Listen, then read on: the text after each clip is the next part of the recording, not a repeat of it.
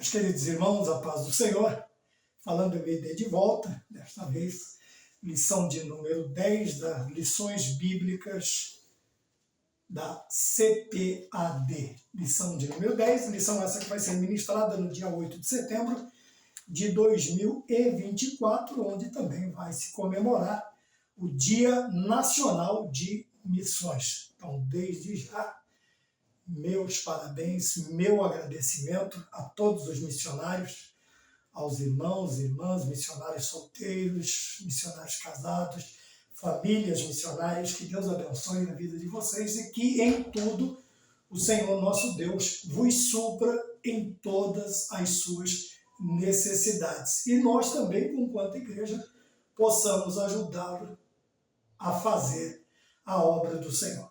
Bom, seja num estado diferente do seu, num país diferente dos nossos, que Deus abençoe a cada um de vocês. Então vamos adiante.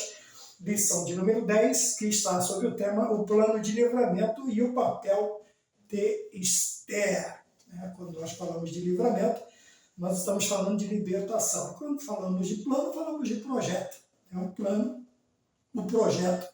Obviamente, nós sabemos que é um projeto de Deus do livramento do povo de Israel, da qual sai a linhagem messiânica e de onde surge o Messias, nasce o Messias, o Senhor Jesus Cristo, para nós. Então, o plano é de Deus, o plano de Deus é o livramento do povo de Deus e o papel de Esther como membro do corpo ou membro do povo de Deus. Qual é o papel de Esther? Qual foi a função? O que foi que ela fez?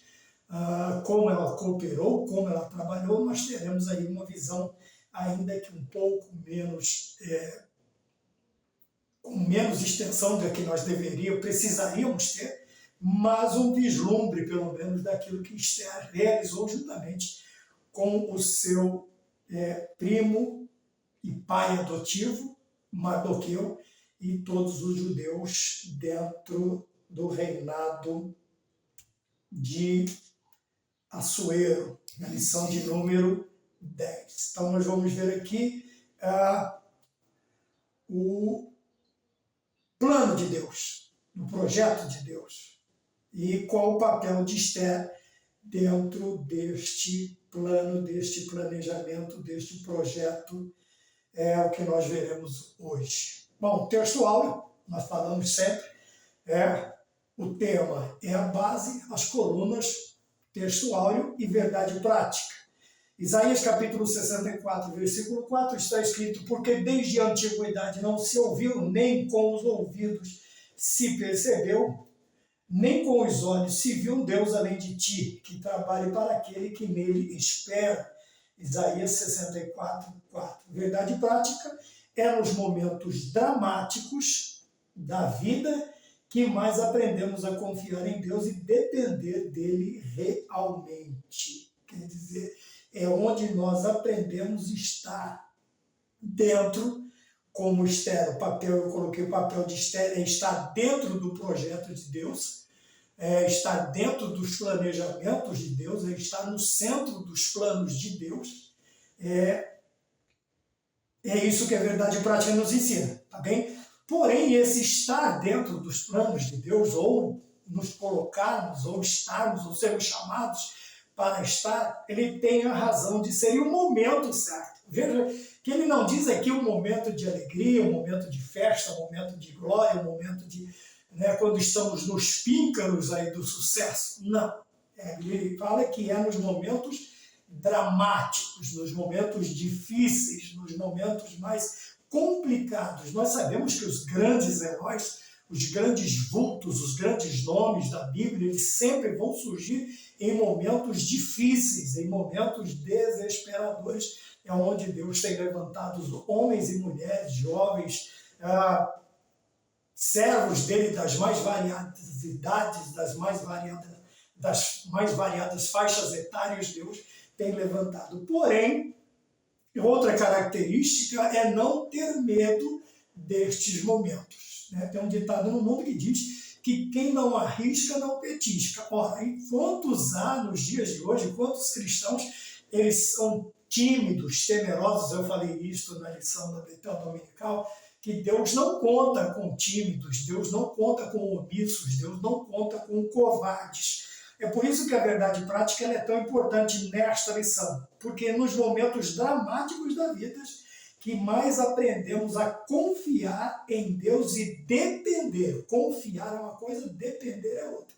Eu acredito e me coloco debaixo dos cuidados de Deus. Quer dizer, eu creio que Ele é Deus e, ao mesmo tempo, vou ficar na posição, vou me colocar debaixo, sob a sua autoridade, porque eu sei que Ele vai suprir as minhas necessidades. É por isso que essas três características ruins de cristãos, de pessoas, não fazem parte do povo de Deus. Não podem viver momentos gloriosos, ver milagres, ver situações maravilhosas da parte de Deus. O omisso, o covarde, o tímido, esses não têm parte no reino do Senhor. Então vejam bem, o projeto de Deus para livrar, né? O projeto de libertação vai ficar mais ou menos assim, olha, o projeto de libertação de Deus e o papel de Esther, quer dizer, onde que ela entra, onde que ela se coloca dentro deste projeto, onde ela aparece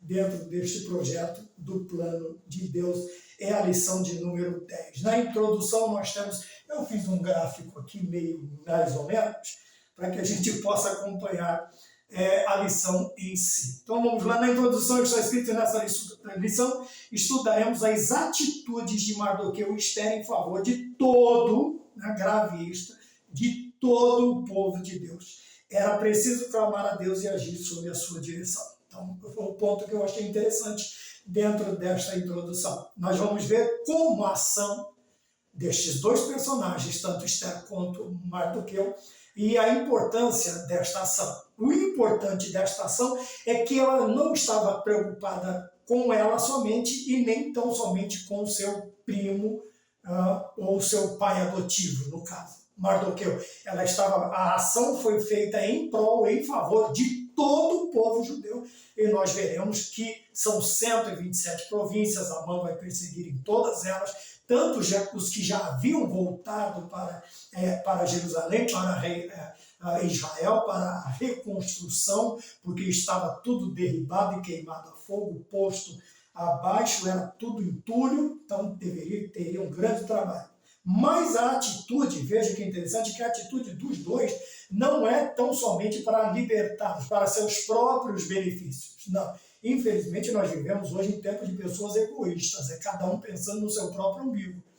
Porém, quando o servo de Deus, a serva de Deus, ela tem as características de Mardoqueu e de Esther, são pessoas que não pensam em si mesmas. Pelo contrário, elas vão pensar primeiro nos outros para depois pensar em si.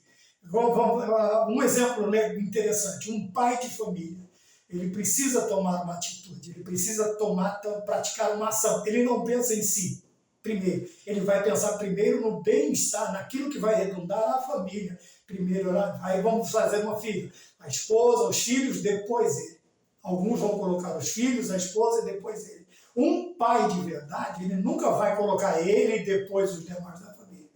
Ele não vai tentar se livrar, se libertar, ou que o benefício venha primeiro para ele. Pelo contrário, alguns até paternalmente pensam, se sobrar para mim, amém, se não sobrar, o importante é que meus filhos, a minha esposa, ela tem. Esse é o pensamento, esse é mais ou menos um pensamento que vai nos dar uma direção. Então era preciso, dentro destas atitudes, chegou-se a uma conclusão que era preciso clamar a Deus, ir além daquilo que já se fazia. Não é que até aquele momento eles não faziam nada para Deus. Agora chegou um momento específico que a minha adoração, a minha oração, o meu sacrifício, ele tem que ir um pouco além. Ele tem que sair daquilo que eu estou costumeiramente fazendo, aquilo que eu estou acostumado a fazer, tá bem? Então eu vou ter que ir um pouco além. Eu coloquei ali nessa questão, né, o livramento, qual era o papel da função de Esther dentro do livramento, e coloquei aqui as atitudes deles que eu acabei de falar. Porém, eu coloquei Mardoqueu junto. Coloquei Mardoqueu junto porque elas vão dizer agora no primeiro parágrafo, tá bem?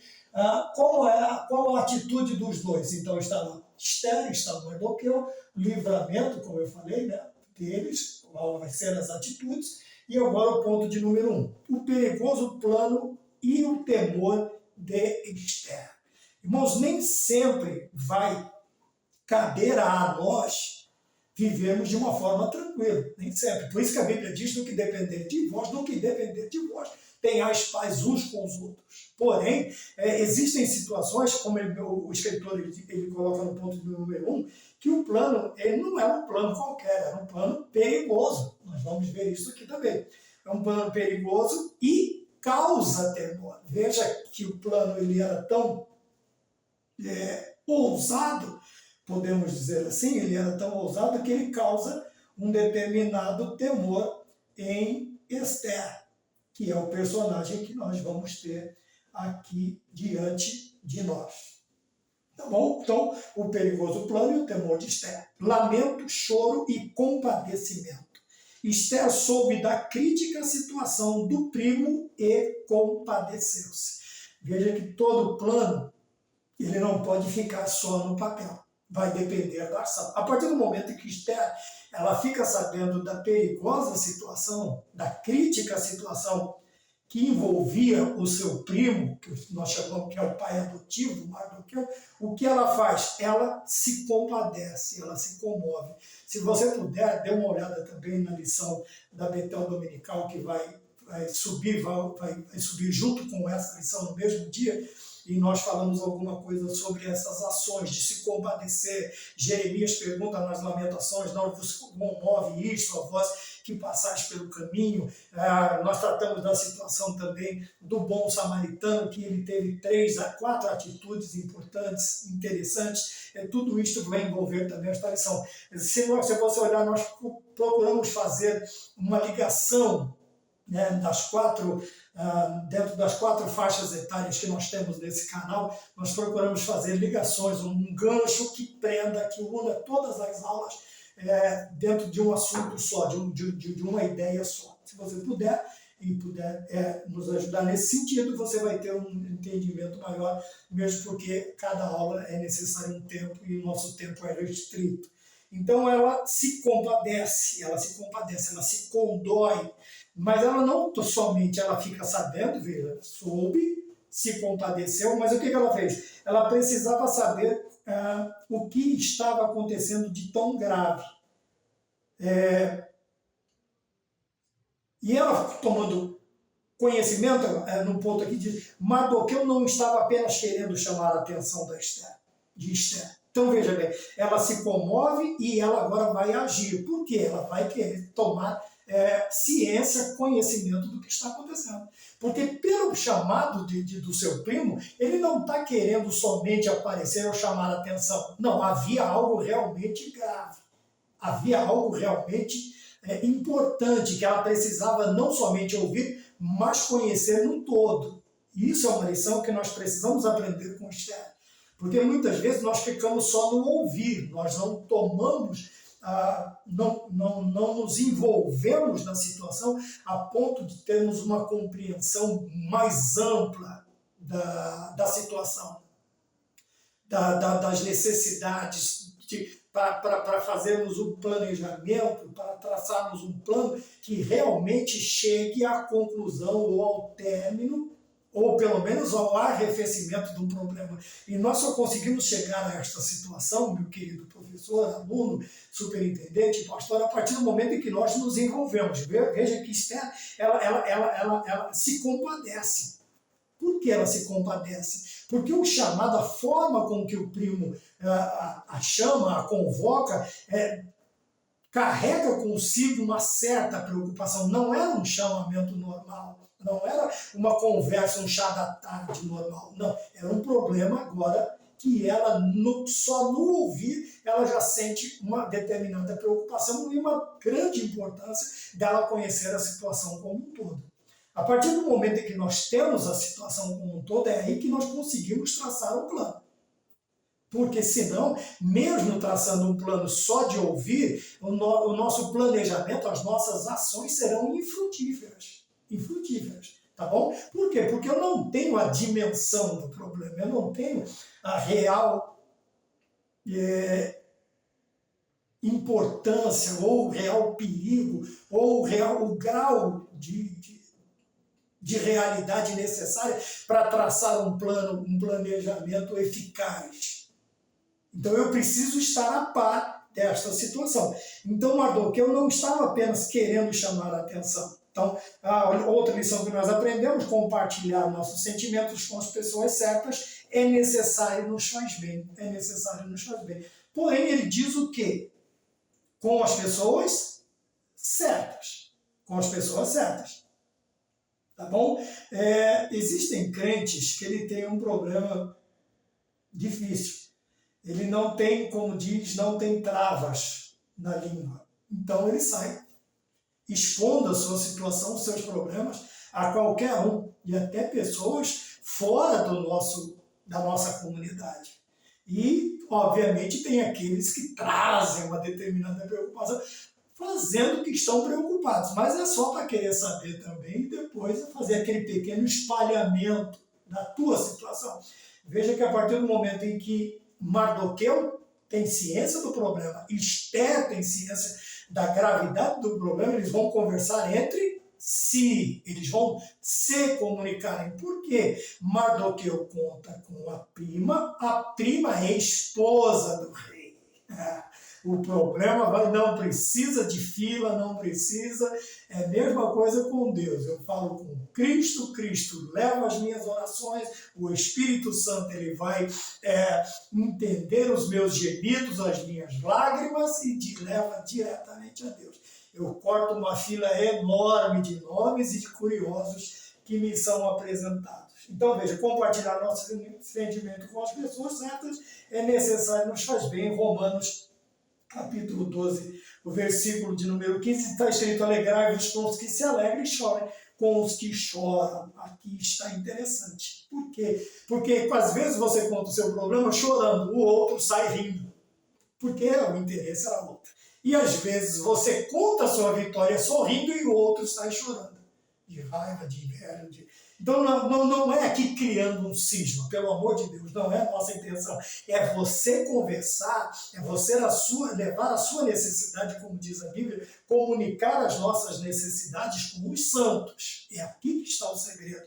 É compartilhar os nossos sentimentos. Então era perigoso o plano, Esther teme, mas ela sabe onde ela pode conversar, porque era um plano que envolvia o quê? Interceder diante do rei, e eu coloquei, está aqui na sinopse de número 1, não era simples interceder ao rei. Por quê? Veja, apesar de Mardoqueu, olha, o papel de Mardoqueu foi convencer Esther. Por quê? Porque apesar dos privilégios que ela tinha, sendo esposa do rei, ele era um ser divino. E se ele simplesmente achasse que não tinha sido boa, assim como a atitude de Vasti, se nós lembrarmos de Vasti, ou de Vasti, a pronúncia sua, faça como quiser, nós vamos ver que ao tomar uma atitude que foi contra esta denominação do rei, ele era denominado como uma divindade, ela simplesmente foi exilada. Ela foi exilada, né? Então veja aqui. Então, ele convence, dizendo a ela: veja, quem sabe para este momento Deus te colocou. Mas se você não atender, socorro. De outra parte, nós vamos ver no decorrer. Então, vejam bem, não era fácil. O papel de Mardoqueu foi convencer. Mas como ele convence? Eu te criei, eu sou o seu pai de adoção. Não. Como é que ele convence? Ele convence ela com argumentos razoáveis, bíblicos, vamos dizer assim. Ele convence ela de uma necessidade. Ele não a obriga, ele expõe um problema que Deus colocou ela naquela situação. O papel dela era este livramento. Porém, se ela não quisesse, ele disse: socorro e livramento de outra parte virá, mas tu e a casa do teu pai perecerão. Por quê? Porque o edito que nós veremos aqui vai abranger todos os judeus, de todas as províncias e até os que tinham ido embora. Ela não escaparia, porque era judia, não tinha como. Então nós precisamos sempre tomar cuidado aqui, tá vendo? Apesar de todos os privilégios que ela tinha com o seu marido, o rei, ela fica com medo. Ela fica com medo, porque historicamente essa atitude causou até mortes de pessoas.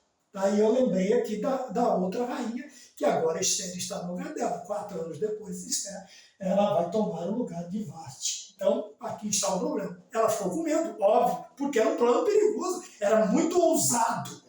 E existirão momentos, meu querido irmão, que essa nossa ousadia será requerida por Deus. E nós estamos prontos para isto. Se os argumentos que Deus nos dá, tanto no Antigo quanto no Novo Testamento, vão conseguir nos convencer, a mesmo sob risco extremo, fazermos a vontade de Deus. Foi isso que aconteceu no primeiro ponto aqui, com Esther e Mardoqueu. 2. Um obstáculo real por intermédio de ataque. Ataque é o nome da pessoa. Ataque, né? Mardoqueu deixou Esther informada de todo o ardiloso plano de Amã, enviando-lhe inclusive uma cópia do decreto de Assuero. Lembra que eu falei que ele convence com argumentos? Ele não intima ela. Ele não fica cobrando, eu já te fiz, eu fiz isso, eu fiz aquilo por você, e você agora é obrigada a me retribuir. Não, ele leva argumentos. E com argumentos ele leva provas também. Fatos. E contra fatos não há argumentos. Veja que ele deixou Esther informada. Veja que ele transmite a mensagem para a pessoa certa. E muitas vezes nós ficamos aí, como eu já disse, com uma longa fila de nomes, e nomes que muitas vezes não resolvem nada. Já vai direto falar com o dono da situação. Entendeu? Eu falo com a esposa do rei, que é minha prima, a esposa do rei vai falar com o rei, porque a esposa do rei não precisa de intermediário. Ela precisou da bênção de Deus, para ele estender o cetro para ela de ouro. O obstáculo era esse, era ele aceitar ela. Veja que eu já disse que ela tinha muitos privilégios, porém, não eram todos assim. Era chegar e fazer, eu sou sua esposa, eu faço o que eu quero. Não, não era bem assim, não. Tinha ordem ali no negócio. Então, veja, Amã, ele apresenta, o Mardoqueu, ele apresenta o plano maligno de Amã com provas. Não era uma conversinha fiada, não. Não é negócio de mexeriqueiro, de fofoqueiro. Tá bom? Infelizmente, isso tem se tornado aí, tem muitos obreiros, professores e crentes salvos do Senhor andando com profeta de orelha. Sabe o que é profeta de orelha? Ele vai lá, escuta, vem aqui e te fala. Isso é coisa de fofoqueiro. Por isso que o profecista ele diz assim: não havendo lenha, o fogo se apaga. Não tendo mexeriqueiros, cessam-se as contendas. E tem muito obreiro, muito crente andando com essa classe de pessoas. Fofoqueiros, mexeriqueiros. E às vezes nisto, tem até lá nas redes sociais, lá tem um dizer ali, né? Cuidado para você não se tornar inimigo, antipático a uma pessoa, só porque você ouviu falar, e o que você ouviu falar dela é até mentira. Então tome cuidado, tá bom? Porque na boca de gente toca o barco. Vamos à frente. 2. O obstáculo real, a parte 2, a sentença era a morte, salvo se o rei estendesse o cetro. Tá aqui, tá bem? Então veja, se o rei não estendesse o cetro de ouro, eu já falei sobre isso. Por isso o temor de Esther quanto ao perigoso plano de Mardoqueu. Tá bem? A verdade prática, o escritor coloca aqui, decisões autoritárias produzem muitos inimigos e é muito comum em ditadores. Quer dizer, aqui ele está falando do plano que foi traçado contra o rei. Por quê? Ele não está dizendo que ele era ou não autoritário, que ele era ou não um ditador. Ele está dizendo que esses defeitos produzem muitos inimigos, e até alguns inimigos vitais, né? Alguns inimigos letais. Aqui é o caso. O autorismo não é que o rei, que Assuero não morre, ele morre. Né? Ele foi assassinado por 2 oficiais do palácio em 465 a.C., 8 anos depois dos episódios narrados no livro de Esther. Então vejam, 8 anos depois ele é assassinado. Ele é assassinado. Avisado, mas foi assassinado. Então, o problema dessas decisões autoritárias, e muitas vezes estas atitudes elas não são tomadas somente no campo social, mas no campo eclesiástico, infelizmente, a gente vê muito disso, muito disso. Eu mando, eu sou, a minha igreja, não. A igreja que eu pertenço. A igreja que eu pertenço. Não é minha igreja, é a igreja que eu pertenço. São os obreiros que trabalham comigo, não são meus obreiros. Tudo é de Deus, tudo é para Deus, tudo é para a glória de Deus, tudo provém de Deus. Então nós precisamos tomar cuidado, porque certos termos que nós usamos no falar, quando ouvimos, nos parece bem quando pensamos. Tá? Fala, eu falo, ouço o que eu falo, penso no que eu falo depois de falar e me parece bem. Então nós precisamos tomar cuidado com as decisões. Decisões autoritárias produzem muitos inimigos. Pode não se tornar meu inimigo, mas ficará magoado comigo, ficará triste comigo, perderá a motivação, o interesse de trabalhar comigo, de estar do meu lado, trabalhando comigo. Isso em todas as áreas, seja familiar, profissional, religiosa, toda área que nós que temos autoridade para tomar decisões. Se nós tomamos de forma arbitrária, autoritária, nós produzimos, ao invés de amigos, companheiros, ajudantes, nós tornamos inimigos. Pode não ser o caso de inimigos, mas teremos aí pessoas que podem até fazer, mas faz porque você está mandando, faz porque eu estou mandando, não faz por prazer, não faz por prazer. Tá bom? A mansidão nos livra de muitos infortúnios e, quando atacados, Deus é a nossa defesa. Então, veja bem. Uma das qualidades do líder é ser manso. Tá? Às vezes, o tom de voz, às vezes a impostação, ela pode parecer, mas muitas vezes a pessoa tem um costume. Né? Nós temos várias regiões do país. Tem séries que eu gosto de assistir, até um comediante brasileiro cita isso. Quando eles estão conversando, parece que eles estão brigando num determinado país. Eles estão conversando só, mas parece que estão brigando, devido à entonação, né? O costume da entonação, da impostação da voz, da posição corporal da pessoa, da impressão que ela está se exasperando, está nervoso, não, é simples, está calmo, está tranquilo, mas é o jeito da pessoa falar. Então ele fala aqui sobre a mansidão nos livra de muitos infortúnios. E a mansidão ela tem que fazer parte da nossa característica. A resposta branda desvia o furor, mas a palavra dura suscita a ira. Daí vem o problema de muitas vezes se ouvir: a porta da rua é serventia da casa. Não, isso não se fala. A casa não é minha. A igreja não é minha. Então eu não posso olhar para a porta da igreja e ficar, não está gostando, vai embora. A porta da rua é serventia da casa, a mesma porta que você entrou, sai. Não, isso não existe. Nós precisamos tomar cuidado. Tá bom? É uma aplicação pessoal. O perigoso plano e o temor de Esther giravam em torno disso aí. Porque tudo isso aqui podia acontecer. Veja. Porém, agora nós vamos entrar na solução, ou no começo da solução. Mardoqueu convence Esther. Então, veja, convenceu Esther a fazer o quê? Esther, quando tomou conhecimento de tudo, ela foi para uma das maiores armas do cristão. Ela pediu que se levantasse um jejum. Ela falou para ele: levante um jejum no meio do povo e eu vou jejuar também. um período e depois eu vou até lá. Então, Mardoqueu convence Esther, confiado na providência divina. Esther apresentou a Mardoqueu sua impossibilidade de dirigir-se ao rei.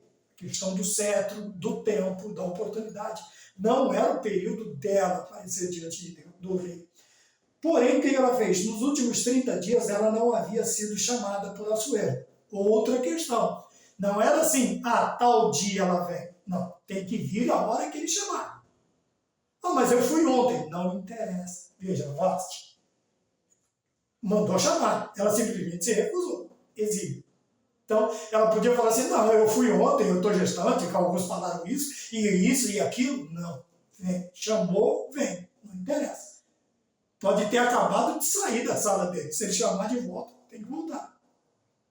Porém, veja bem, todo o plano é traçado em cima do quê? Da confiança na providência divina. Não é um plano aleatório, não é um plano baseado no meu conhecimento, nos meus diplomas, nos meus dias vividos nas minhas experiências de vida. Não, é um plano totalmente baseado na confiança que as Escrituras Sagradas me transmitem. E é isso que eu preciso me preocupar. Então, Mardoqueu confiava que a providência divina se manifestaria de outra forma. Foi aquela questão dele falar, se você não fizer, outro vai fazer, mas Deus vai fazer. Porque não somos nós quem estamos fazendo. Quem está fazendo é Deus. Se eu não fizer, outro vai fazer. Não, Deus não põe ninguém no seu lugar. Mas a sua função o outro vai fazer. Pode ter certeza. Deus não vai deixar de fazer uma determinada coisa porque você não quer fazer. E não tem essa, se eu não fizer, ninguém faz. Opa, devagar. Teve um que falou assim, só sobrou eu. Por quê? Que eu não sou melhor do que meus pais. Então me mata. Deus falou para ele, calma, varão, você é uma bênção, mas vai devagar. Tem mais 7.000 que não se dobraram diante de Baal. 7.000 profetas. Tá? Tinha muito mais gente. Então, devagarzinho, você é importante, você é relevante, mas não é o único. Não é o único. O único só é um, Jesus Cristo de Nazaré. Porém, ele disse para ela, se você não fizer, tudo bem. Veja que ele está convencendo ela, ele não está obrigando ela. Ele simplesmente expõe o fato. Quando supervalorizamos pessoas, por mais importantes que sejam, nos esquecendo que nosso socorro vem de Deus, fazemos dela nossos ídolos. Está aí a parte importante. Entendeu? Você não é um ídolo, eu não sou um ídolo. Nós somos importantes? Sim. Somos relevantes? Sim. Porém, esta supervalorização, em alguns lugares até se faz hinos no dia do aniversário do líder, no dia do não sei o que. Irmãos, isso já é idolatria, devagar. Tá? O irmão, a irmã é uma bênção, é uma maravilha, mas é porque o Espírito Santo de Deus está na vida dele e na minha. Paulo diz que nós somos vasos de barro. Somos vasos de barro, para que a excelência da glória seja para quem? Para Deus e não nossa. Então hoje nós vemos um excesso de valorização, uma hipervalorização, uma supervalorização de instrumentos, de criaturas, não do Criador. E nós precisamos tomar cuidado com isso. Veja que a lição própria escritora aqui, abrindo aspas para ele, diz que quando supervalorizamos pessoas, por mais importantes que sejam, ninguém está tirando o cargo de ninguém, ninguém está falando contra isto ou contra aquilo, tanto é que a honra tem que ser da honra, é uma coisa, idolatria é outra, tá? Supervalorização é outra, isso não existe, tá bom? Respeitar as pessoas é uma coisa, tá? Agora adorar somente a Deus. Então é o final aqui do subtópico de número 1, da parte do tópico 2, tá bem? Então, nós precisamos tomar cuidado para não transformar pessoas em ídolos. Cuidado. Tá? A gente vê muito isso nas redes sociais. Fulano de tal é ídolo do futebol. Fulano de tal é ídolo da televisão, das novelas. Fulano de tal é ídolo não sei do que. Ídolo da música. Ídolo, irmãos. Totalmente errado. Tá bom? O cristão não tem ídolos. Por mais que você goste, Por mais que eu goste de uma pessoa, não posso supervalorizá-la a tal ponto de achar que tudo só acontece por causa dela e se ela não estiver lá, não acontece. Só tem uma pessoa que, se não estiver no lugar, não acontece, e se chama Jesus Cristo. Ou vamos pôr a Trindade. Deus Pai, Deus Filho e Deus Espírito Santo. Se a Trindade na unidade não estiver lá, pode ser o bam. Não vai acontecer, tá bom? Ponto 2. Primeiro Deus, depois o homem. Então vamos aqui. Esther convenceu-se de que precisaria agir. Mas antes de tudo, porém, era preciso clamar a Deus para que a dirigisse e lhe desse graça diante do rei. Então vejam bem, apesar de todos os privilégios, apesar de toda a confiança, ela sabia que ela tinha que agir em conformidade com o quê? Com o plano de Deus.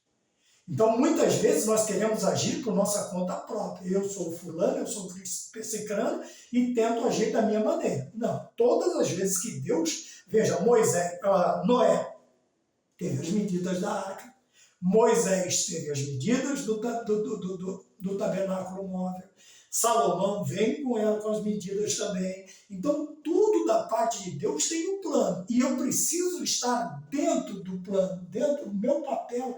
Eu tenho que estar cônscio do meu papel dentro dos planos de Deus. Dentro dos planos de Deus. Tá bem? Então, era preciso clamar a Deus para que a dirigisse. Tá bem? Então, o que ela faz? Ela simplesmente conclama um jejum. Fala com o povo lá jejuar. A ordem deve ter chegado até lá em Israel, onde havia uma parte razoável de judeus, uns 50 mil, e ela disse, eu também vou jejuar aqui. Porque se viver, viverei, se morrer, vou morrer. Mas vamos dentro desse plano, porque depois de toda a oração, tudo, ela se convenceu que era a vontade de Deus. É aí que está a nossa diferença. Quando nós agimos conscientes de que é a vontade de Deus na nossa vida, ainda que pareça loucura, ainda que nos leve a riscos, a grandes riscos, mas se eu tenho certeza que é a vontade de Deus, a segunda certeza é que Ele estará comigo e não deixará de que nada de mal aconteça a mim ou aos que estiverem comigo nesta empreitada. 2, equilíbrio e prudência espiritual nos fazem entender o tempo e o lugar de Deus no nosso cotidiano de vida. Então, prudência e equilíbrio. 3 coisas que não fazem mal, né? Prudência, equilíbrio e canja de galinha. Não faz mal, tá bem? E é bom, isso aqui você pode usar sem nenhum tipo de parcimônia. Prudência e equilíbrio você pode usar à vontade. À vontade. Por quê? Porque quando agimos desta maneira, nós entendemos o tempo de agir, o plano e o lugar em que Deus está. Eu vou agir dentro do tempo e consciente de que Deus está dentro deste tempo e dentro deste plano, tá bom? Deste espaço de tempo. É o momento certo para agir. Eu não vou agir afoitosamente, se é que existe isso, né? Afoito, avexado. Não, eu vou no tempo de Deus, no passo. Como disse Jacó e Esaú, né? Eu vou aqui no passo do gado, né? Estou meio manco aqui, tem um menino pequeno aqui de peito, então eu vou aqui, pode ir, vai na frente aí. Eu vou indo aqui no passo do gado. Então o crente prudente, o crente equilibrado, ele sabe o tempo de Deus, ele sabe que Deus, o lugar onde Deus está, ele não vai estar em qualquer lugar, ele vai agir dentro da maneira de Deus. Então, autoconfiança, ou o contrário disso é o quê? Autoconfiança e soberba humana são de origem maligna. O contrário de equilíbrio e de prudência é o quê? Autoconfiança e soberba. Quando a pessoa se acha muita coisa, quando ele se considera muita coisa, ele vai agir egoisticamente. Ele é uma pessoa soberba, é uma pessoa, sabe, que se autoexalta, que se autoglorifica. E é difícil conviver, A pessoa, quando ele acha o problema todo, e que essas más características, elas são de origem maligna. Enquanto o equilíbrio e a prudência têm tudo no espiritual com Deus, A autoconfiança e a soberba é de origem diabólica. É de origem diabólica. Por isso que muitas pessoas têm caído no engano do diabo, como diz o apóstolo. Muitos têm caído na soberba da vida, como diz. Se não me engano, é Tiago que diz que muitos têm caído nesses tipos de pecado por causa destas duas más qualidades, ou destes defeitos, né?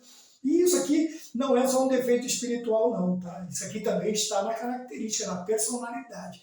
Tem pessoa que a personalidade dele é soberba, é autoconfiante. Tá? Uma coisa é você ser motivado, tá bem? Você ter uma autoestima. Outra coisa é você ser soberbo e autoconfiante. É totalmente diferente. Uma coisa é uma coisa, outra coisa é outra coisa, como diz o ditado. 3. Confiar em Deus não é tentá-lo.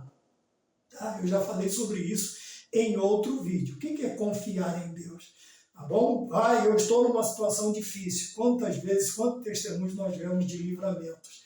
De pessoas que ao saírem de casa, o pai, a mãe, disse, vai com Deus, Deus te abençoe. A pessoa diz amém, obrigado. Espero mesmo que Deus me acompanhe. Vai e volta, ainda que aconteça algum imprevisto, um problema nessa viagem, Deus vai livrar. Enquanto outros, conta essa história, né, de um grupo que foi viajar e falou assim, vai com Deus. Aí a pessoa falou, só se ele for no porta-mala, né? Só se for no porta-mala, porque o carro está cheio. Houve um acidente, todos, infelizmente, foram um acidente fatal, menos para uma bandeja de ovos que estava no porta-malas. Entenda como você quiser, tá bom? Ofereceu-se um lugar para ele. Por isso que o melhor lugar para nós oferecermos para Deus é no centro da nossa vida, no nosso coração, no meio da nossa família, no centro do nosso trabalho, no centro da nossa igreja. É o melhor lugar para convidar Jesus para estar conosco, tá bom? É o melhor lugar. E ainda que tem percalços, né, no trajeto, no percurso, você está confiando em Deus. Então, está aqui a explicação entre confiar e tentar, tá bom? Confiar em Deus é uma coisa, ficar tentando a Deus. E fazer prova de Deus também é outra coisa. Para fazer prova de Deus tem que ser fiel. E fazer prova de mim, tá bom? Agora, tentar a Deus é uma situação totalmente diferente. Nós temos que tomar cuidado para não ficar provocando a ira de Deus, cutucando, vamos dizer assim, cutucando a onça com vara curta. Tá bem? Então tome cuidado. Confiar em Deus é uma coisa, fazer prova de Deus e tentar a Deus são coisas totalmente diferentes. Tá bom? Senhor professor, senhor superintendente, ensine isso aos seus alunos. Tá bom? Não é pecado fazer prova com Deus, não é pecado fazer voto, não é pecado fazer, mas é pecado não cumprir ou tomar cuidado no falar. Tá? Em Eclesiastes capítulo 5 diz que é melhor ouvir do que fazer sacrifícios de tolo. Tá? Não disse que não é para fazer. Diz que é melhor você não fazer se você não tiver intenção de cumprir. Tá? Mas fazer prova, o próprio Deus diz, e fazei prova de mim, provai e vede, diz o salmista, que o Senhor é bom. Prova e veja que o Senhor é bom. Então nós precisamos tomar cuidado também, talvez até eu esteja fazendo, ao invés de uma exegese, uma exegese, tá bom? Mas, contudo, você tem compêndios bíblicos, você tem livros, você pode estudar, tá bom? Então, não diz para não fazê-lo, porém, seja razoável, equilibrado, prudente ao tomar decisões. Ao fazer, faça um voto com Deus, faça uma prova com Deus, tenha, porém, dentro das tuas de condições razoáveis. Teve um que disse assim, se o Senhor me der vitória na guerra, o primeiro que aparecer na minha frente, eu te ofereço em sacrifício. O primeiro que apareceu foi a única filha dele. A filha única dele apareceu. E agora? Tá? Mesmo sabendo que Deus não aceita sacrifício humano, nunca aceitou isto, porém ele teve que cumprir. Não sei, talvez ela viveu enclausurada, ficou servindo ao Senhor no templo, mas a filha foi o voto que ele fez. Então nós precisamos tomar só o cuidado com isso, tá bom? Não é para não fazer. Então, o plano de Esther, Esther entra na presença do rei. Não, aqui eu já passei o carro na frente do boi. É o que nós vamos falar agora. Então, nós precisamos sempre tomar cuidado. Por quê?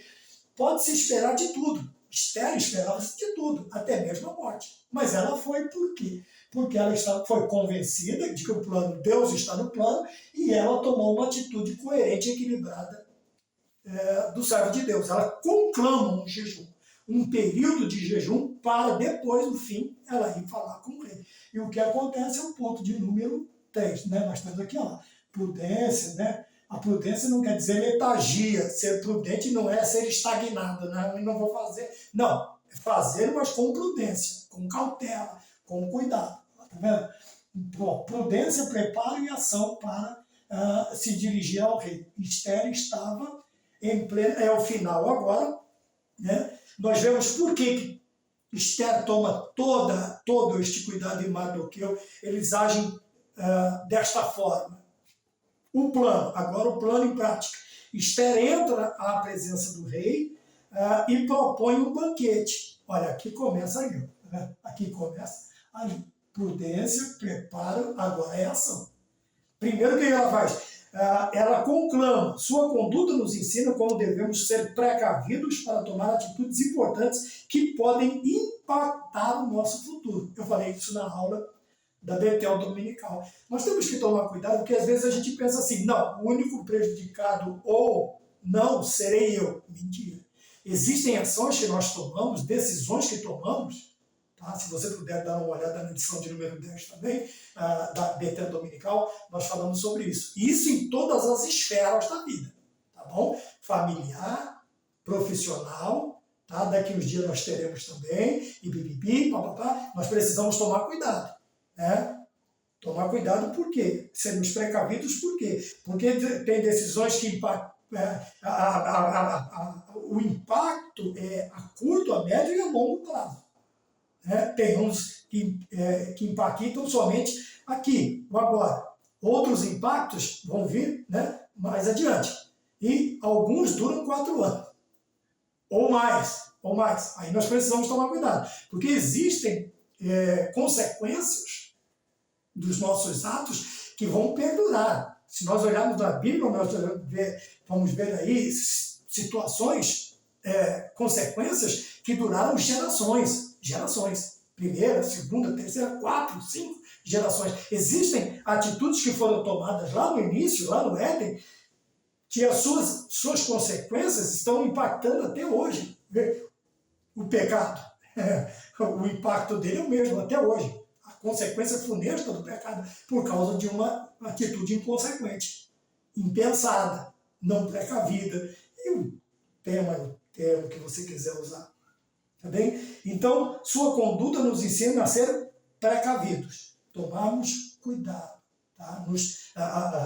Pensarmos além. Tá? Não é tomar decisão pensando aqui, embaixo do nariz. Não. E ali? E lá na frente? E o que vai acontecer? O que não vai? É pensar. Você tem que pesar os prós e os contras. Você tem que saber também. Por isso que é bom acostumar a pensar, escrever, planejar, porque com o tempo você vai virar uma coisa normal, tá bom? E uma dos pontos dentro de um planejamento é esse, é pesar prós e contras, tá bom? Tempo, curto, médio, longo prazo, e assim sucessivamente, tá bom? Vamos mais adiante. Então, a conduta de Esther nos ensina a sermos precavidos. 2, estendendo o cetro. Deve ter sido um grande alívio para a corajosa judia. Ela se aproximou e tocou a ponta do cetro, cumprindo o protocolo legal. Pensa no suor que deve ter escorrido no cantinho da testa. Por quê? Mas não é de preocupação, não foi de medo, foi de alívio. E eu acho que se é um... Desculpe as demais denominações. Se é um crente pentecostal, já dava um glória ali mesmo. Né? Já dava um glória ali, já falava em mistério ali mesmo. Por quê? Veja que satisfação. Olha, deve ter sido um grande alívio para a corajosa judia. Ela se aproximou e tocou a ponta do cetro, cumprindo o protocolo legal. Quer dizer, está agora em diante, meu amigo, é de vento em pouco. Eu planejei, veja, eu fui prudente, eu preparei, e agora eu estou agindo e está dando certo. Olha que coisa maravilhosa. Quando nós, meus queridos irmãos, quando nós planejamos e os nossos planejamentos estão debaixo, estão no centro da vontade de Deus, é maravilhoso porque você vai vendo tudo se concretizando, se cumprindo da melhor forma possível, até situações que você acharia impensável de acontecer, acontece, socorro, livramento, finança, o que quer que seja, Deus vai preparando tudo. Por quê? Porque não é só a tua vontade, é principalmente a vontade, o plano, o planejamento de Deus. É maravilhoso estar dentro da vontade do Senhor. Então veja, o plano de Esther está dando tudo certo. Então ela vai e chama. Veja que ela não chega chutando a porta. Ela poderia acabar com tudo isso em 2 minutos. Mas talvez o rei se assustaria e não faria nada. Amã sairia livre. O plano continuaria dando certo de Amã. E o dele seria frustrado. Por quê? Chegou de uma vez, explicou, não explicando, não entendi nada, toca o barco. Não, ela planeja. Então ela chama, ela convoca. Agora 2. A prudência, né? A precaução que ela toma. 2, estendendo o cetro. Agora o rei concede o direito dela vir, mas veja que ela já não chega lá abraçando e beijando ele, não, ela vai cumprir todos os protocolos, ela toca no cetro do rei, né? Como se dizendo, pedindo licença, permissão. Tá? Você vai ver isso até no reino animal, quando o alfa estende, o outro vai, toca ou se inclina. Você vai ver isso em praticamente todos os reinos criados por Deus. Tanto o reino dos animais selváticos, dos animais domésticos, dos animais racionais, dos animais celestiais. Você vai ver esta hierarquia, sempre, como se diz, a obediência, o reconhecimento ao soberano, ao que está na liderança. E nós precisamos aprender isso. Então veja que Esther, ela cumpre todos os protocolos. E agora o 3, em sintonia com Deus, mesmo o rei se prontificando imediatamente a atendê-la, Esther agiu com cautela, apenas o convidou para um banquete junto com Amã. Veja que o plano dela, vai pôr no plano aquilo que ela pôs no papel, ela vai fazer. Existem muitas pessoas que eles confundem isso. Eles até colocam, mas depois se perdem. Aí se perdeu no primeiro parte do planejamento, aí daqui a pouco ele está na conclusão. É como você montar um esboço de sermão homilético.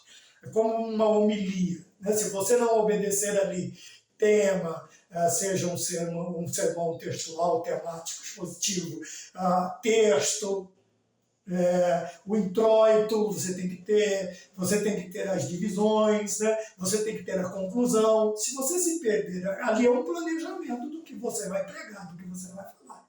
Lógico que quando você estudar homilética, você, né, vai aprender a fazer isso. Porque é duro, se você se perdeu num dos, você vai se perder em todos. Vai confundir tudo e vai virar aí uma concha de retalho. Veja que primeiro, ela chama, o rei concede tudo que ela quer. Só que veja bem, ela continua obedecendo o plano, seguindo o plano. Agora ela vai convidar outro banquete. Ela chama ele para um banquete agora junto com Amã. Veja, junto com Amã. Ela vai falar do problema de Amã, mas na frente de Amã. Ela não vai falar pelas costas de Amã. Vai falar na frente dele. Então ela conclama aqui. Veja, era a segunda oportunidade, mas ainda não era o momento adequado. Então nós temos que tomar cuidado para não sermos afoitos, como eu já disse. Sabe, aquele negócio de chegar, tocou, bateu pro gol? Não, calma, não é. Às vezes tem 300 jogadores na frente. Não era o tempo. Veja, era a segunda oportunidade. Talvez, será que eu vou ter outra oportunidade? Será que vai acontecer de novo? Calma. Se o teu plano está em Deus e Deus está em seu plano, fique tranquilo. A glória de Deus é a conclusão do seu plano, fique tranquilo. Deus vai te dar tantas oportunidades quanto você precisar. Veja, mas ainda não era o momento adequado. Esther convida Assuero e Amã para outro banquete no dia seguinte, quando faria o seu pedido. Veja, às vezes parece oportunidade, mas não é o momento. Então nós precisamos tomar cuidado. Segurar a respiração mais um pouco e depois agir. Então ela convida agora para um segundo, agora no outro dia. No outro dia, e aí sim ela iria expor o seu plano, o seu pedido, a sua necessidade. Então, muitas vezes, nós precisamos tomar cuidado. Seguir o plano de quem? De Deus. De Deus. Fique tranquilo, eu vou repetir. Se o teu plano está em Deus e a vontade de Deus está no teu plano, no teu planejamento, quantas oportunidades forem necessárias, o Senhor te concederá. Então, fique em paz. Na hora certa, procure agir no tempo de Deus e onde Deus está, como nós lemos aqui no ponto de número 2 do tópico 2. Veja, entender o tempo e o lugar de Deus. O tempo e o lugar de Deus. É isso que ela está fazendo agora. Tá? Ela tem a oportunidade, mas ainda não é o tempo e nem é o lugar de Deus. Calma. Agora sim. Pediu uma segunda reunião. Ela pediu mais um banquete. Mas agora ela vai expor. Os desígnios de Deus são perfeitos. A providência divina estava guiando Esther em todos os detalhes. Tá bom? Concluiremos com este último parágrafo do subtópico 3, do tópico de número 3 da lição. Os desígnios de Deus são perfeitos. Quer dizer, o plano, as ordens, a vontade de Deus é perfeita. A providência divina estava guiando Esther. Veja que ela tinha um planejamento, mas quem estava dirigindo todo o planejamento? Deus. Quem estava guiando Esther em todos os momentos? Deus. Então o crente precisa aguçar o seu ouvido para ouvir a voz de Deus. Tá? Existe ideia errônea de que eu vou fazer tal coisa até Deus me ouvir ou me responder. Não. Eu tenho que fazer uma determinada coisa até eu ouvir Deus dizer: eu estou contigo, eu vou com você, eu estou do seu lado, eu estou convosco todos os dias até a consumação dos séculos. Então a providência divina estava guiando Esther em todos os detalhes, tá? Em todos os detalhes. Precisamos aprender a confiar nesta ideia. Deus está conosco. E até nos mínimos detalhes. Onde o mundo tem uma frase errada, os mínimos detalhes. Deus está conosco, nos dirigindo e nos guiando. Quero agradecer a Deus, quero agradecer a sua atenção. E se for a vontade do Senhor, em breve tempo estaremos novamente falando da lição de número 11. Que Deus nos abençoe, que Deus nos dê graça, paciência, equilíbrio, para estarmos dentro dos planos de Deus. Amém.